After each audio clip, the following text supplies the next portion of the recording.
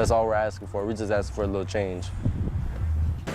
People living in the Dunbar community of Fort Myers with big expectations and big hopes for their community as the future police chief of Fort Myers begins working with the city this week.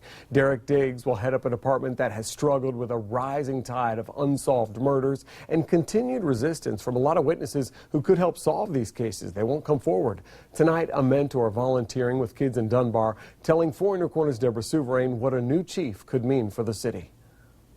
3 weeks ago tonight, a mass shooting at this club holding a teen night. 15 gunshots, 20 gunshots back to back like an automatic weapon. Just dot, dot, dot, dot, dot, dot, dot, dot, dot. When the shots stopped, these 2 teens were dead and at least 15 others were injured.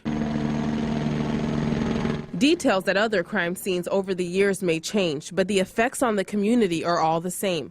A sense of hopelessness and a belief that even the police can't stop the violence. Sean Sparks, who mentors kids through a group called Pick Up the Ball, is ready for change. There's a lot of areas, that need some fixing. But he also knows it won't be an overnight fix when Derek Diggs takes over as Fort Myers' next police chief. It's not easy. It's not peaches and cream. He wants the incoming chief to try something new, to break the old patterns of mistrust between officers and many in the community. New training. You could, show the officers how things are done so they're not scared of us and we're not scared of them.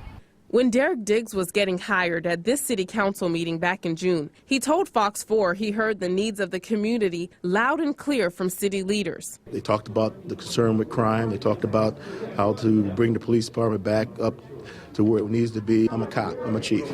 And this is what I do. Sean is optimistic about new leadership at Fort Myers PD, and he's hoping Diggs and the community itself can deliver on the changes that are so desperately needed. That's all we're asking for. We just asking for a little change. We got to do that. We got to do that for ourselves too. Deborah Souverain, Fox 4 in your corner. Though Derek Diggs will start working with the city tomorrow officially, he won't technically have the title of chief just yet. Since the bulk of his career has been spent in Ohio, he still has to finish the paperwork that ensures he has the proper law enforcement credentials to work in the state of Florida.